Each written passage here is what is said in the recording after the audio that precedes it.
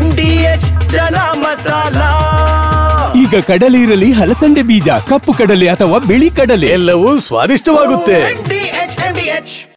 ಅರಬ್ಬಿ ಸಮುದ್ರದಲ್ಲಿ ಅಲೆಗಳ ಅಬ್ಬರ ಹೆಚ್ಚಳವಾಗ್ತಲೇ ಹೋಗ್ತಾ ಇದೆ. ಈ ಕಡಲ ಕೊರೆತಕ್ಕೆ 2 ಮನೆ ಹಾನಿಯಾಗಿದೆ. 15 ಮನೆಗಳಿಗೆ ಆತಂಕ ಎದುರಾಗಿದೆ. ಹಾರವಾಡ ತರಂಗಮೆಟ್ ಗ್ರಾಮದಲ್ಲಿ ಕಡಲ ಕೊರೆತದ ಭೀತಿ. ಉತ್ತರ ಕನ್ನಡ ಜಿಲ್ಲೆಯ ಚಿತ್ರಣ ಇದು. ಉತ್ತರ ಕನ್ನಡ ಜಿಲ್ಲೆ ಅಂಕೋಲಾ ತಾಲೂಕಿನ ಹಾರವಾಡ ಗ್ರಾಮ. ಅಬ್ಬರದ ಅಲೆ ಮನೆಯೇ ಕೊಚ್ಕೊಂಡು ಹೋಗಿದೆ. ತೆಂಗಿನ ಮರ ಕೊಚ್ಕೊಂಡು ಹೋಗಿದೆ. 1 ಕಿಲೋಮೀಟರ್ಗೂ ಹೆಚ್ಚು ಪ್ರದೇಶ ಹಾನಿಯಾಗಿದೆ.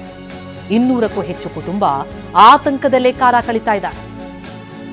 ಅಲೆಗಳ ಅಬ್ಬರ ಹೆಚ್ಚಳವಾಗಿರುವುದರಿಂದ ದೃಶ್ಯಗಳನ್ನು ನೋಡ್ತಾ ಇದ್ದೀವಿ. ನಮ್ಮ ಪ್ರತಿನಿಧಿ ಸೂರಜ್ ಪ್ರತ್ಯಕ್ಷ ವರದಿ ಕೊಟ್ಟಿದ್ದಾರೆ, ನೋಡೋಣ ಬನ್ನಿ.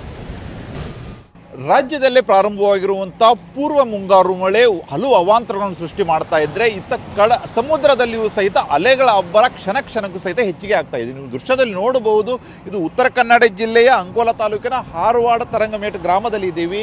ಈ ತರಂಗಮೇಟ್ ಗ್ರಾಮ ಪೂರ್ತಿ ಅರಬ್ಬಿ ಸಮುದ್ರಕ್ಕೆ ಅಂಟಿಕೊಂಡಿರುವಂತಹ ಗ್ರಾಮವಾಗಿದೆ. ಆ ಹಿನ್ನೆಲೆಯಲ್ಲಿ ಈಗ ಅಲೆಗಳ ಅಬ್ಬರ ಕ್ಷಣಕ್ಕೂ ಹೆಚ್ಚಿಗೆ ಆಗ್ತಿರುವ ಹಿನ್ನೆಲೆಯಲ್ಲಿ ಈ ಗ್ರಾಮದಲ್ಲಿ ಕಡಲ ಕೊರೆತದ ಭೀತಿ ಸೃಷ್ಟಿಯಾಗಿದೆ.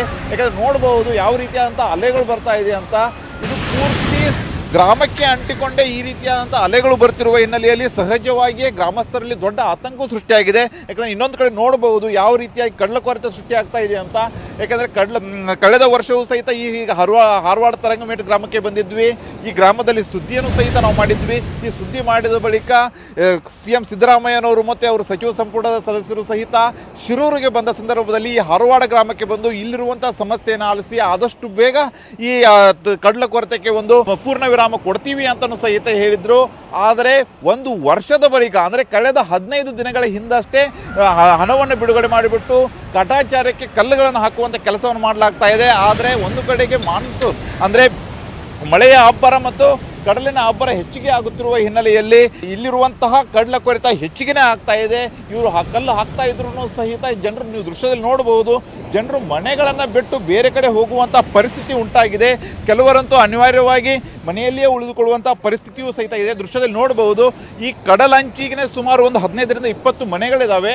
ಮತ್ತು ಒಂದು ವೇಳೆ ಇನ್ನಷ್ಟು ಸಮುದ್ರ ಪ್ರಕ್ಷುಬ್ಧ ಆಗಿದ್ದೇ ಆದಲ್ಲಿ ಅಥವಾ ಮತ್ತಷ್ಟು ಮಳೆಯ ಅಬ್ಬರ ಹೆಚ್ಚಿಗೆ ಆಗಿದ್ದೇ ಆದಲ್ಲಿ ಈ ಎಲ್ಲವೂ ಮನೆಗಳಿಗೂ ಸಹಿತ ಅಪಾಯ ಬರುವಂಥ ಸಾಧ್ಯತೆಯೂ ಸಹಿತ ಇದೆ.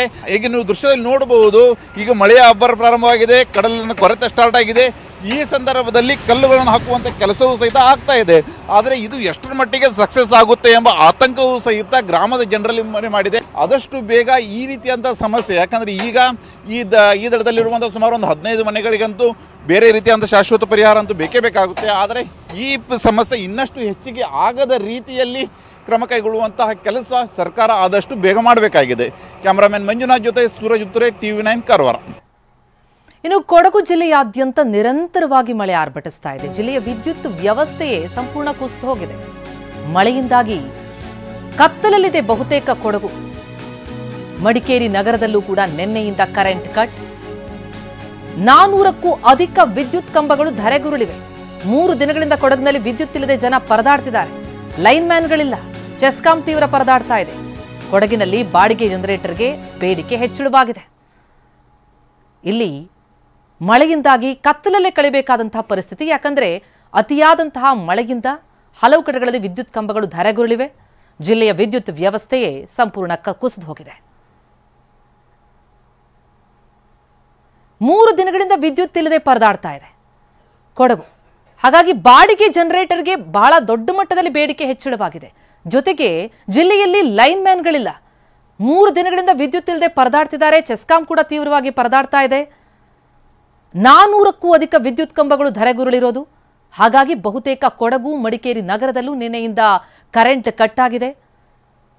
ಬಾಡಿಗೆ ಜನರೇಟರ್ಗಳನ್ನೇ ನೆಚ್ಕೊಳ್ಬೇಕಾದಂತಹ ಪರಿಸ್ಥಿತಿ. ಯಾಕೆ ಈಗ ಬಂತ ಸ್ವಾದ? ಖಂಡಿತ ಈಗ ಬಂತು ಅಸಲಿ ಸ್ವಾದ. MDH chunky chaat masala life ಅಲ್ಲಿ ಅಸಲಿ ಸ್ವಾದ ತರುತ್ತೆ. ಅಸಲಿ ಮಸಾಲ, MDH.